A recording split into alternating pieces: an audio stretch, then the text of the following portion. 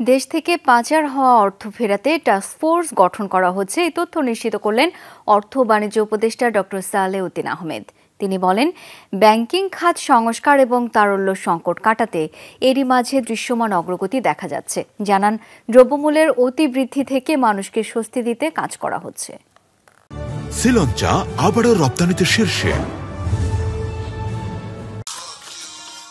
Washington ভিত্তিক গবেষণা প্রতিষ্ঠান গ্লোবাল ফাইন্যান্সিয়াল ইন্টিগ্রিটি জিএফআইয়ের তথ্য বলছে, বাংলাদেশ থেকে প্রতিবছর গড়ে ৮০,০০০ কোটি টাকা পাচার হয়েছে, যার ফলে দেশের মানুষসহ সামগ্রিক অর্থনীতি মারাত্মক ক্ষতিগ্রস্ত। পাচারকৃত অর্থ ফেরাতে অন্তর্বর্তী সরকার টাস্কফোর্স গঠন করতে চলেছে, এ তথ্য নিশ্চিত করলেন অর্থ উপদেষ্টা। বললেন, আর্থিক খাত সংস্কারে অনেক উদ্যোগ দৃশ্যমান। ফাইন্যান্সিয়াল সেক্টর অনেক দৃশ্যমান।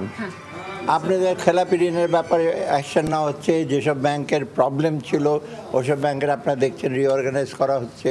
লিকুইডিটি প্রবলেম ছিল সেগুলো নিয়ে সলভ করছে গভর্নর। তবে আমরা অলরেডি বলে দিচ্ছি একটা টাস্কফোর্স হবে অর্থ আনার জন্য।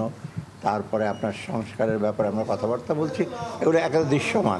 আলুর আমদানি শুল্ক ২৫ ভাগ থেকে কমিয়ে ৭ ভাগ করা হয়েছে, আর পেঁয়াজ আমদানিতে প্রত্যাহার করা হয়েছে আরোপিত ৫ ভাগ শুল্ক। বাজারে ভোক্তার উপর প্রভাব কমাতে পোলট্রি ফিটের দাম নিয়ন্ত্রণেও ব্যবস্থা নেওয়া হচ্ছে, জানান উপদেষ্টা। আলু আর পেঁয়াজের ইসে কমিয়ে দিয়েছি, তারপর ট্যারিফ কমিয়ে দিয়েছি। আর ওগুলি যদি এনশিওর করে, বিশেষ করে মাছ, মাংস, ডিম, এগুলো ওদিন কথা বলেছি। আমরা বাজার মনিটর করার কথা বলেছি। কোনো ক্রমেই জানি ওরা ইনপুট বেড়ে যায়, ফিডের দাম বেড়ে যায়, ওটার ইফেক্টটা যেন কোনো ক্রমে নেতিবাচক বিশেষত ভোক্তার উপর না পড়ে। বাকিটুকু ওরা খরচের কষ্ট ওরা অ্যাবজর্ব। উপদেষ্টা বলেন, নানা সমীকরণের কারণে বাজারে পণ্যের দাম বেড়েছে, যার লাগাম টানতে সময় লাগবে। জিনিসপত্রের দাম যে কমছে না, কিন্তু একটা জিনিস সেটা অনেকগুলো কারণে বেড়ে গেছে এবং সেটা চট করে টেনে নেমে আনা যাবে না।